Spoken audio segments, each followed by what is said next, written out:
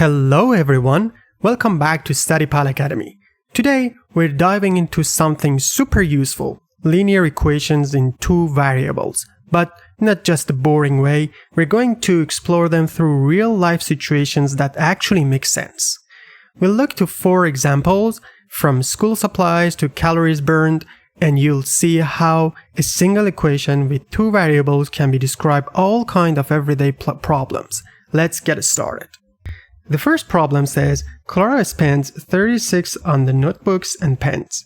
Each notebook costs $6 and each pen costs $3. Write the equation. Alright. She walks into a shop to buy school supplies. She buys some notebooks and some pens.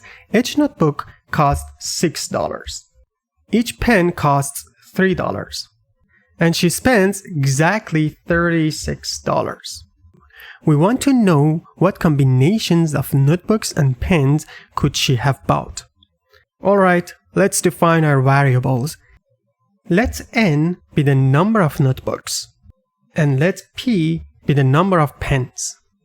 Then we can write this situation as an equation. As you can see, this is a linear equation in 2 variables, and there are many possible solutions.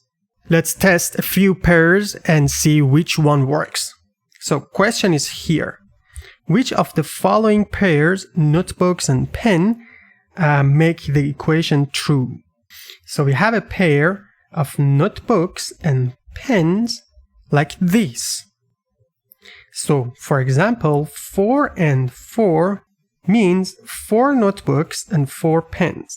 Another example will be 6 and 2, which means 6 notebooks and 2 pens. Another example can be 6 and 2, which means 6 notebooks and 2 pens. Remember, this was for notebooks and this was for pens.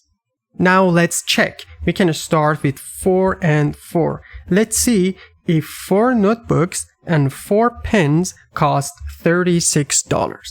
What we should do is to replace these numbers instead of n and p in our equation. So let's do it. We have 6 times 4, why? Because 4 notebooks plus 3 times 4 again, 4 pens. 6 times 4 is 24 plus 3 times 4 is 12, and the total is 36. So this pair is actually a solution to this equation. Now let's go to the next one, which is 6 and 2. Again, we need to replace n by 6 and p by 2. We will have 6 times 6 plus 3 times 2.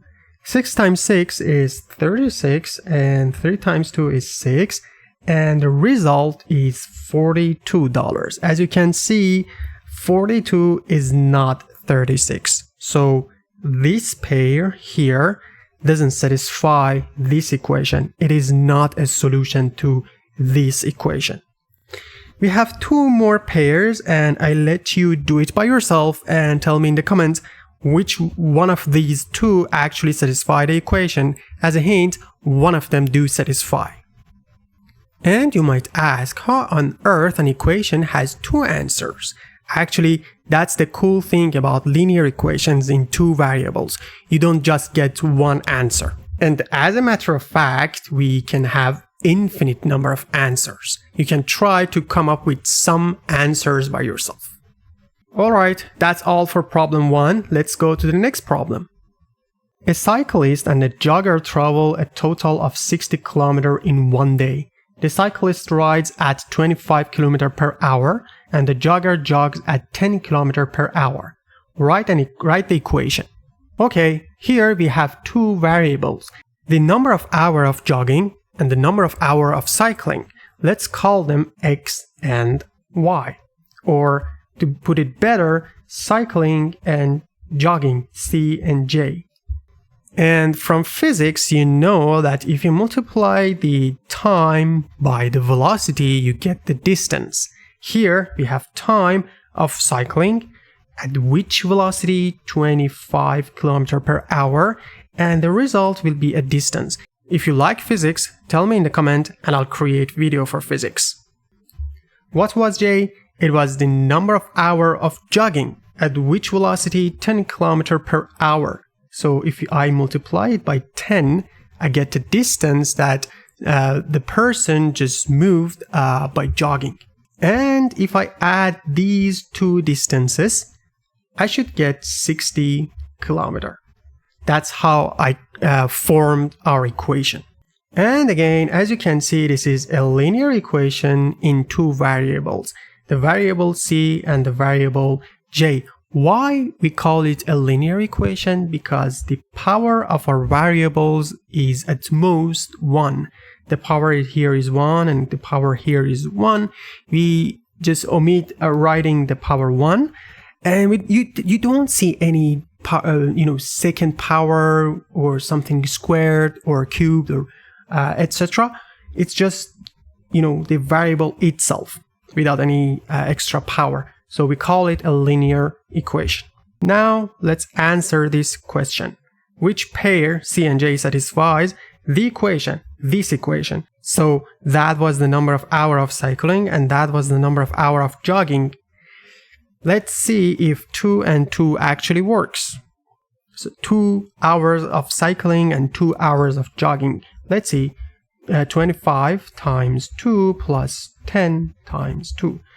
25 times 2 is 50 here, and 10 times 2 is 20, and 50 plus 20 is 70. We got to 70, but those two people just traveled a total of 60 kilometers, not 70 kilometers. So this pair is not a solution to this equation.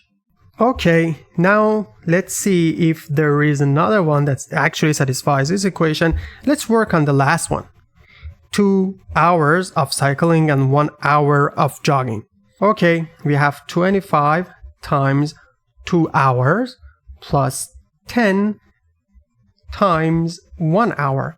25 times 2 is 50 again, plus 10 times 1 is 10, and 50 plus 10 is 60. That's correct. So this pair actually is a solution to this equation.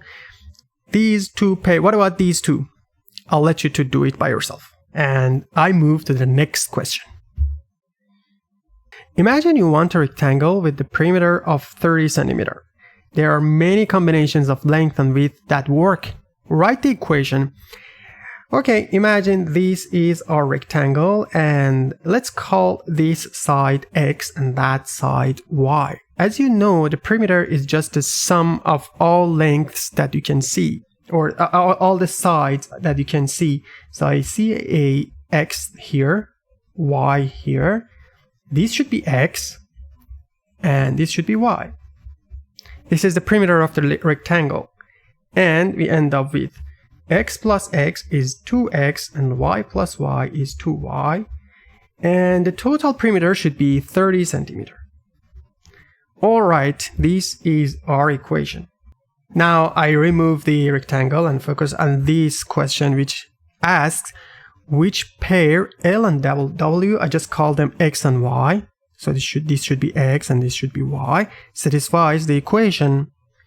Let's see, it means if I put x 10 and y 5, do I end up with 30 in this equation?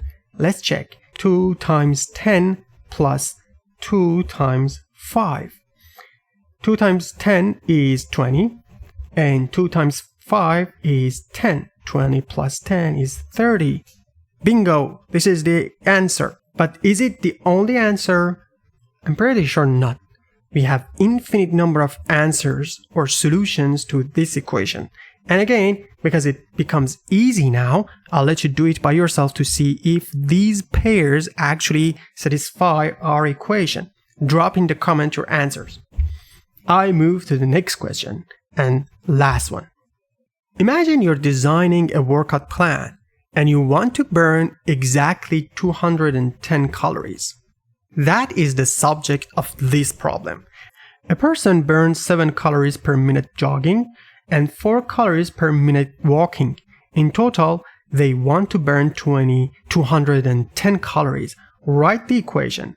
Again, let's define our variables. J can be the number of minutes of jogging and W can be the number of minutes of walking. And if we burn 4 calories per minute walking, and if I multiply the minutes of walking by 4, I will get the total amount of burned calories. In the same way, if you burn 7 calories per minute jogging, and you multiply it by the minutes of jogging, you get the total amount of burned calories by jogging. And if you add these two numbers or values or expressions, you get the total amount of burned calories combined. And that should be 210 calories. And I guess it becomes super easy to check which pair actually satisfies this equation. So next time you see an equation like this, do not panic. Just remember, it's telling a story. You just have to listen. If you found this helpful, hit that like button, subscribe for more algebra videos, and leave a comment below. Which example did you like the best? Or can you make your own real-life equation in 2 variables? I'd love to see it. See you next time at Study Pal Academy, where learning math is finally makes sense.